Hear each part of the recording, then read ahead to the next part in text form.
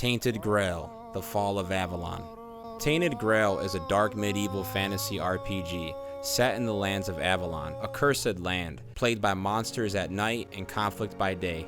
You take up the role as a nameless prisoner, and once you're set free, you quickly discover that you have a unique ability to collect and restore pieces of a once legendary king's soul by the name of Arthur. He was once the ruler and savior of this land. Once you're out of the prison, the world is yours to explore as you set out to reclaim the lost soul pieces of King Arthur. This game takes on Bethesda's format, very similar to the likes of Oblivion. I would say this game's story though is much more engaging and just more interesting. They often give you some difficult choices to make, and it's the story and atmosphere that are my favorite parts about Tainted Grail. Now, the combat is a bit clunky to say the least, and especially in early game, it is heavily unbalanced and can be frustrating. You are going to die a lot. Now, by late game, I was able to eliminate me getting one shot, but my damage was still pretty ass, and I really don't like this. It took me forever to kill my enemies, despite me basically being a pure mage having all my points allocated to a class that scales with spell power. There are definitely some balance issues, but an even bigger issue for me was having performance issues as I played on a standard PlayStation 5. I even adjusted the settings to the lowest resolution and highest frames, but still faced a hard crash within every 2-hour session I played.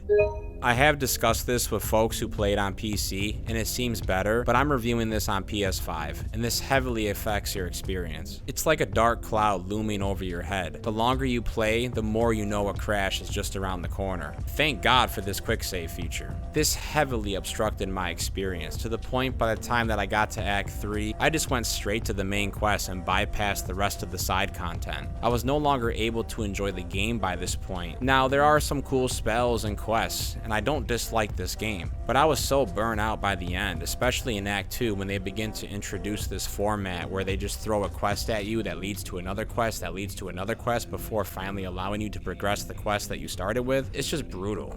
I know I'm going to get a lot of backlash for this, but even with the $40 price tag, this game needs some work. With some patches to fix the balancing issues and especially the hard crashes, this would raise my score immediately. But for now, I would either wait for a discount or for the devs to fix this up before you jump in. Despite having a really good ending and overall being a solid RPG, because of this being weighed down so heavily by the technical issues, I have to issue this a 2 out of 5. Hopefully in the future they can fix this up and it could be the great game that it deserves to be.